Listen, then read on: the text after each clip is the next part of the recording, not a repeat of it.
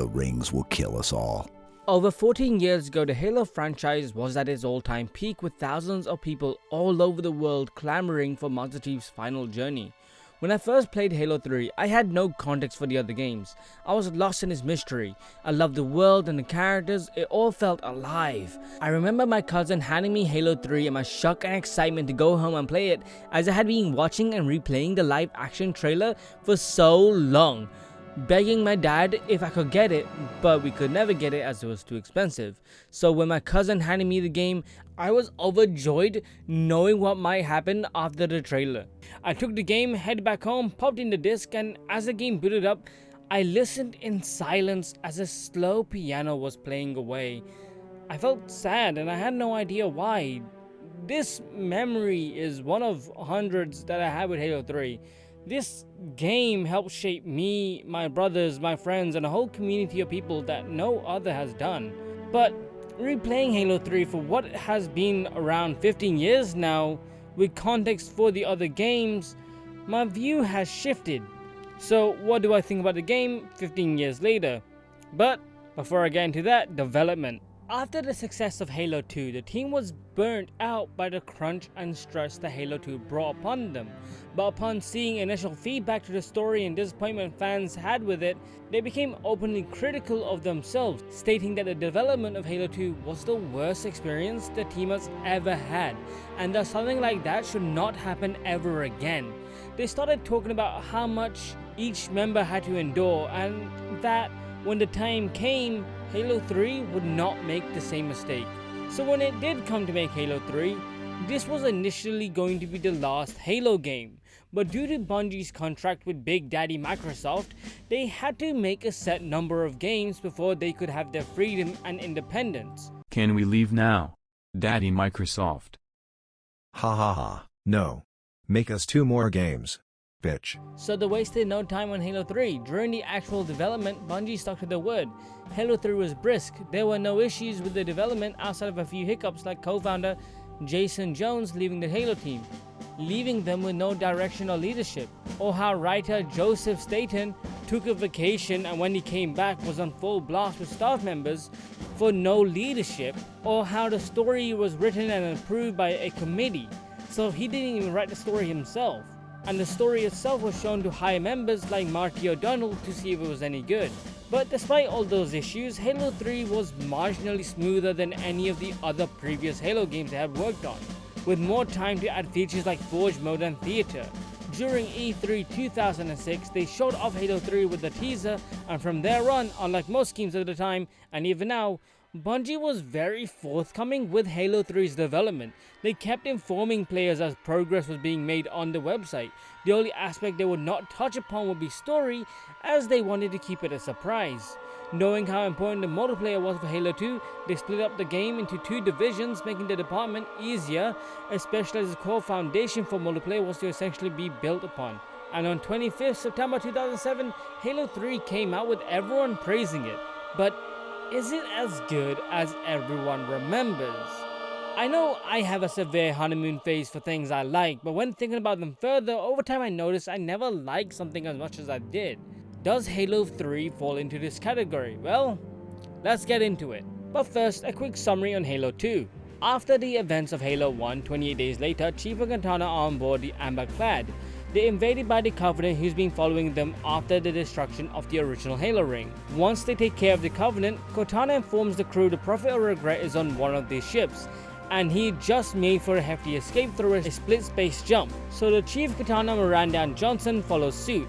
Once they catch up to Regret, they find another Halo ring. Miranda sends Master Chief to kill Regret while she and Johnson search for the Index, Halo's activation key. Master Chief makes his way through the Covenant ship, finds the Prophet of Regret and kills him. When he does, the Covenant bomb his location, with Chief falling into a lake where he's dragged by something.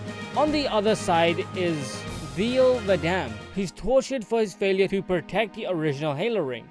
He's given another chance by becoming the Arbiter. His first task is to bring back the Oracle, 343 Guilty Spark, as he survived the destruction of the ring. and to retrieve the index. He finds the oracle, brings him back, and then he goes for the index. As he approaches the index's location, he finds Miranda and Johnson who have it. He quickly apprehends them and takes it for himself, where Tartarus, the brute chief, appears before him. He takes over and reveals the prophets order the annihilation of the elites, and Tartarus then shoots the Arbiter down a hole that leads to the center of the ring.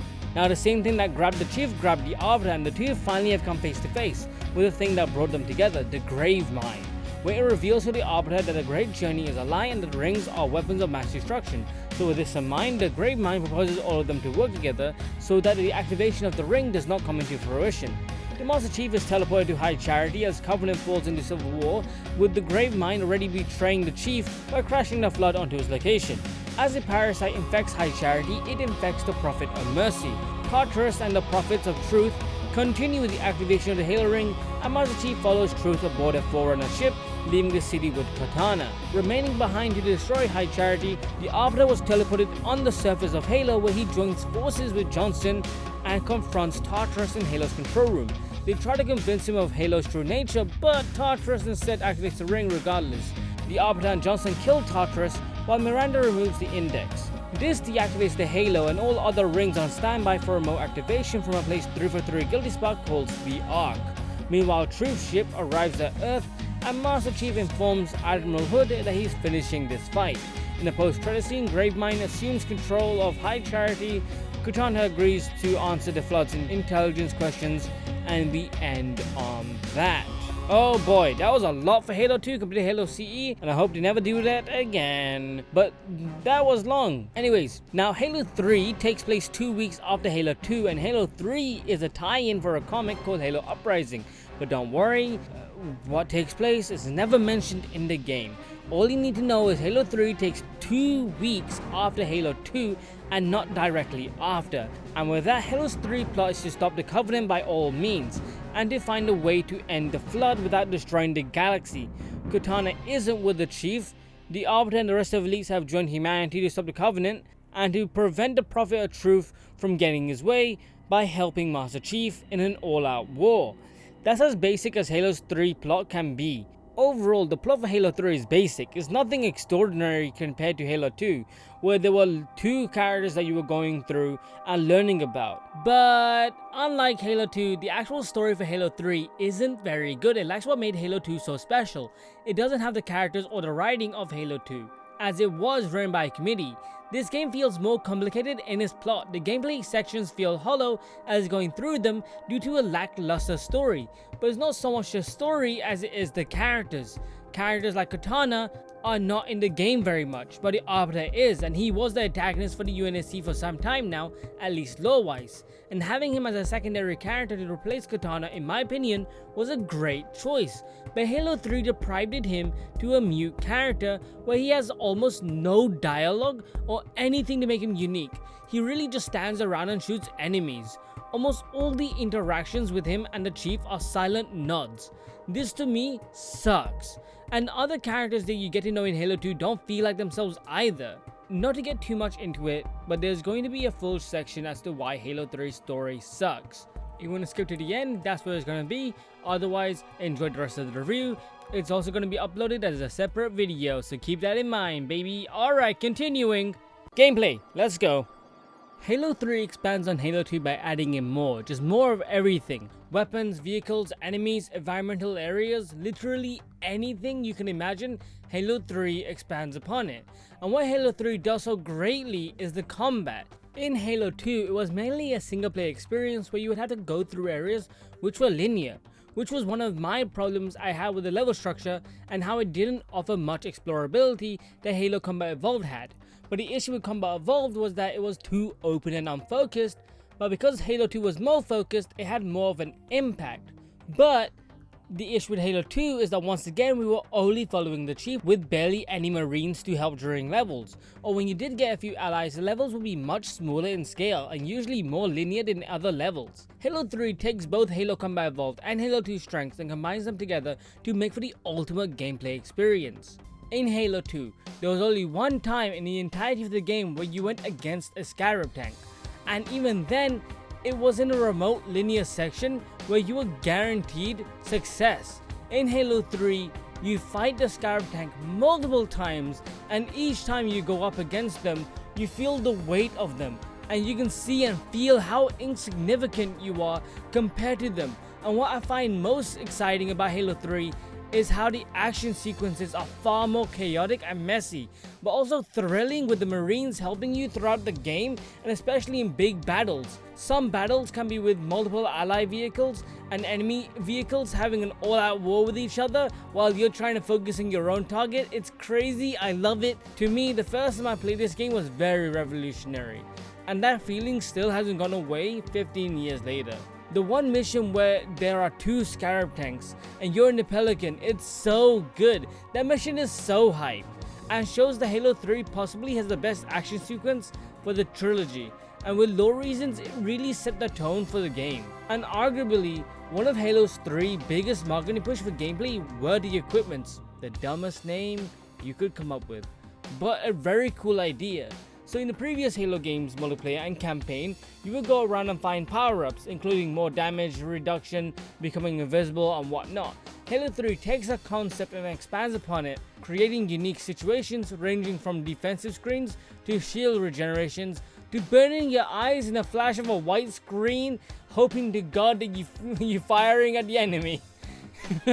I like these as they do shift the gameplay, allowing the chief and the enemies to have better interactions and action sequences. And what helps with that is Bungie not abandoning the enemy AI behavior like so many other companies at the time. Bungie instead focused on that, making that aspect far better to have a better gameplay experience.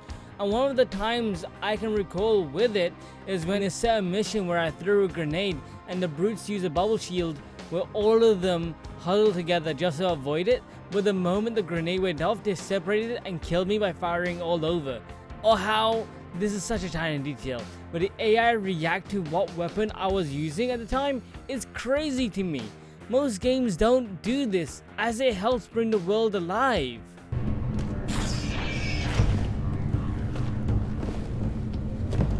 Who lost their hammer? And what else helps bring the world alive is the music. This game's music is fantastic. There are moments where it sends shivers down my spine. I don't know if it's because of nostalgia or it was impactful as it intended to be, but it did fulfill its purpose, and this is the first time mentioning the music for the Halo series, as the last 2 games were good, I'm not going to deny that, but the Halo Master Chief Collection in the new graphics added stuff and changed the sound, so it wasn't the original Marty versions. Anyway, the music itself is great. It really sent the message of this being the Chief's last game, or how there's a lot of weight on his shoulders, and the sound design along with the level design that went along with it was haunting. This is perhaps the only Halo game with a lot of ambience. Somebody give me some morphine!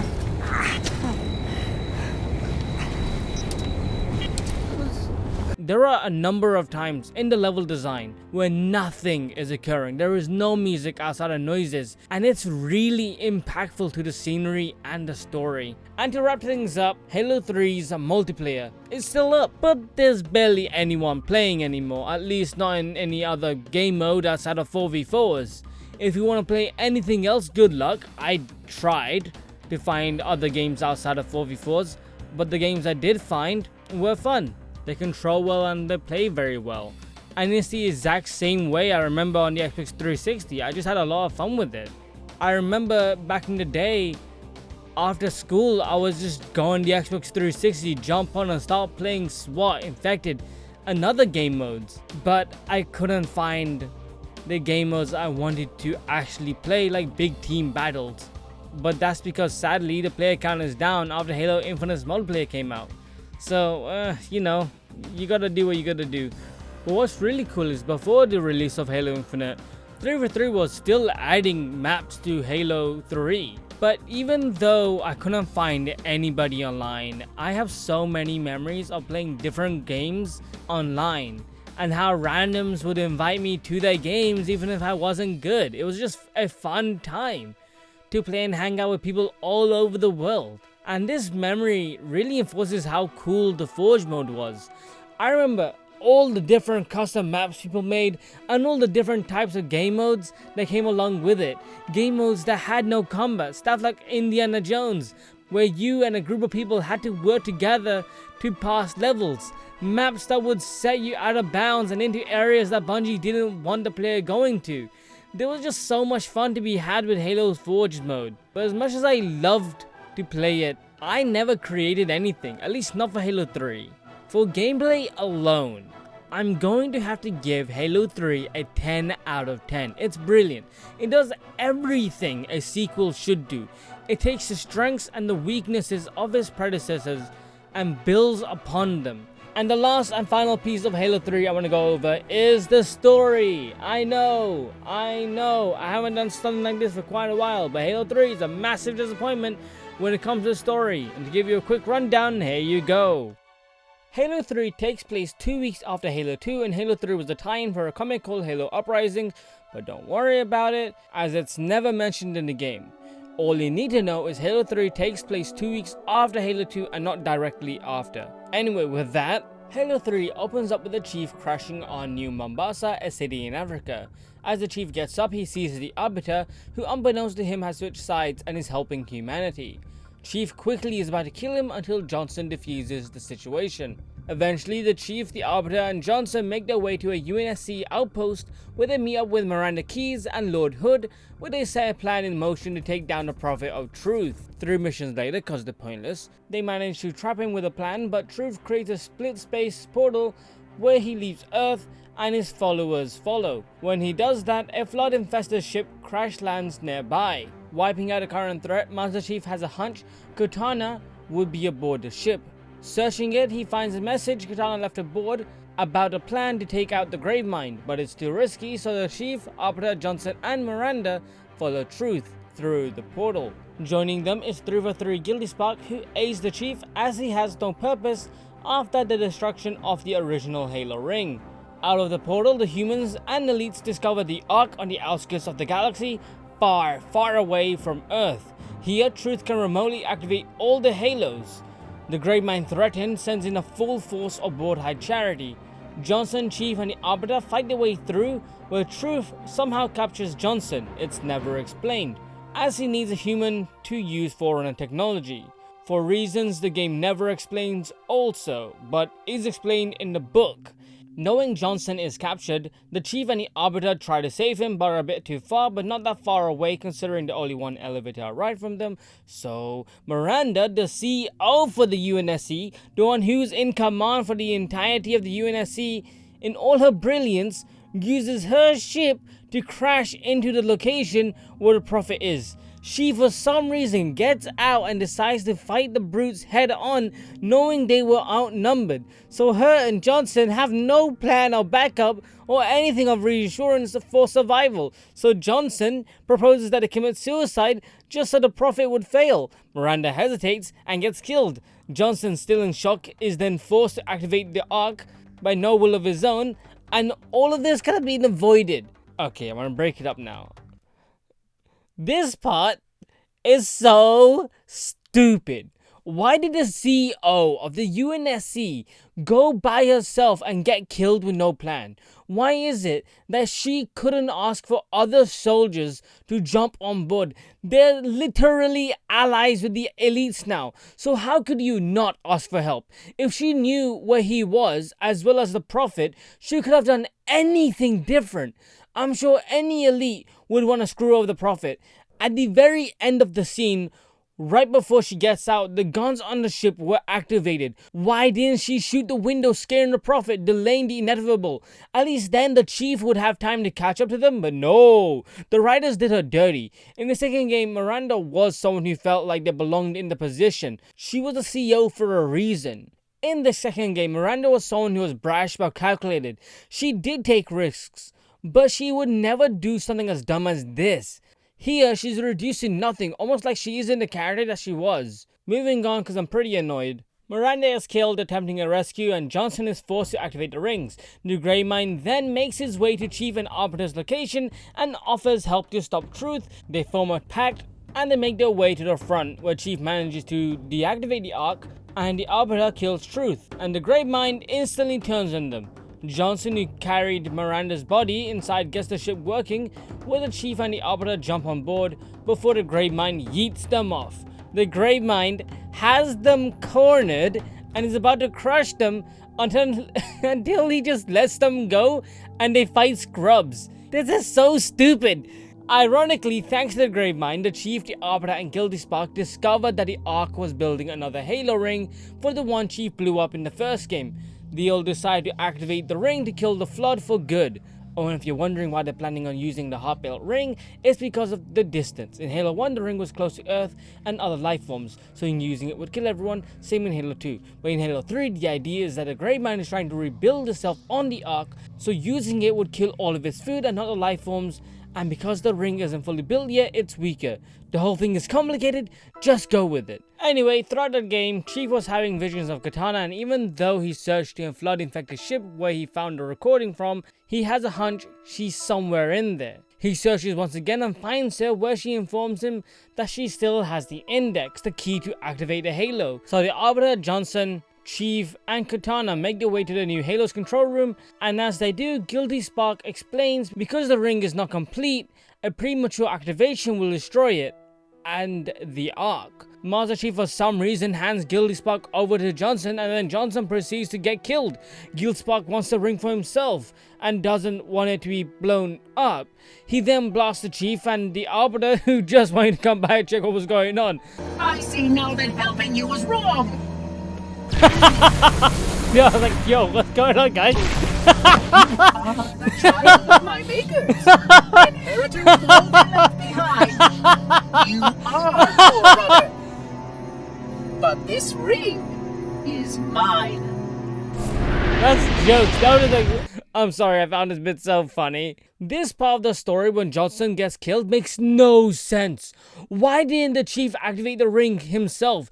It isn't like the Flood was going to breach in. It wasn't like Johnson was the only one who could activate it. There was nothing stopping the Chief from doing it. This death just feels unnecessary. And I get it why Johnson had Katana.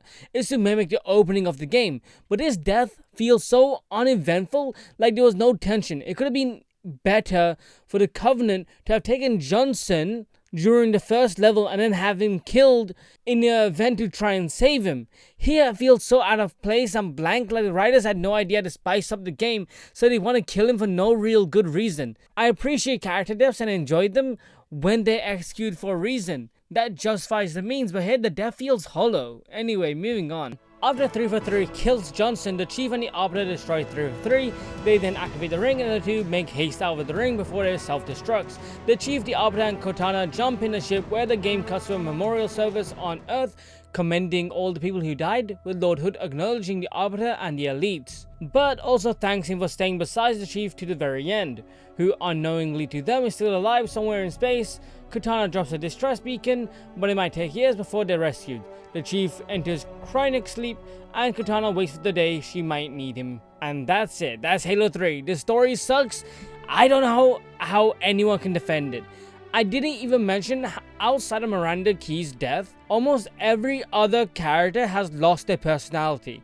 The Chief himself has never been known to have a personality, but in Halo 2 he was witty and cool with the few lines he had. Then you have the Arbiter in Halo 2 was someone who just went through a transition. He learned the lies and deception that the prophets had told him and the rest of the elites. Then you have Katana, who barely was in this game, so I can't even comment on her, but it was due to her that the Chief was as cool as he was in the previous games. So I was really hoping with the absence of Katana, the Arbiter would take a place and we would get a bromance between the Arbiter and the Chief, with both of them talking to each other and going through lots of set pieces.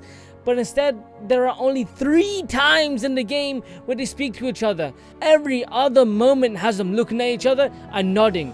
Why? There was so much potential for a great story, but the committee that wrote it screwed it up, and the higher up executives like Marty made a mistake. The original plot for Halo 3 had no one die. The only reason characters died was because he didn't feel the plot was exciting. I suppose in the short term with the honeymoon phase it did seem good, but looking back at this game now, with no rose-colored glasses, it's bad. The story is bad. I can go on for what feels like hours explaining everything wrong with it. The Prophet of Truth, his whole character arc is just a 180. He's turned into his power grubbing, money like hoarding person, but it's like he wasn't like that in the second game. He was completely different. Maybe if the game set up the reason why he became that way because he needed the other prophets to keep himself in check. They should have enhanced on the fact of why there were 3 prophets. The prophet of regret, the prophet of truth, and the prophet of mercy. All 3 of them should have combined to make one mind. So destroying one of them should make the other 2 act differently. And if the story was going to be like that, they should have then enhanced on that. They should have explained that some more, but they didn't. He just did a 180 and was a completely new person. Then there's the problem I have with Halo 3's part with Johnson. I'm really sorry. I have to talk about this. When they go storming the control room, okay, fine. You want to send out the Master Chief, the Arbiter, and Johnson. Cool. Master Chief makes sense, the Arbiter makes sense, but why Johnson? Why did he send out Johnson, who is a human who the Prophet needs to capture to then activate the rings? It doesn't make any sense. And then you have to question yourself, hold on, why did the Gravemind not kill Master Chief and the Arbiter when he had them in check? You saw his tentacle thing like go towards the ship, so why didn't he just stop it then? Why didn't he just kill the Prophet then? What was the problem? The story of Halo 3 has so many issues, it is insane. And then you have to question, why did 343 Guilty Spot kill Johnson in the first place when all they had to tell him was, yo, there's gonna be plenty of other rings, just take one of those ones. What was the problem? I'm so annoyed. Anyway, I can't go on for hours. So for me, Halo 3 is a failure of a story, but I won't deny it had its high points. But due to the story being as whack as it is, I just didn't care as much as I wanted to. To end the review, Halo 3 is getting a 4 out of 10. The story is piss poor when compared to Halo 2.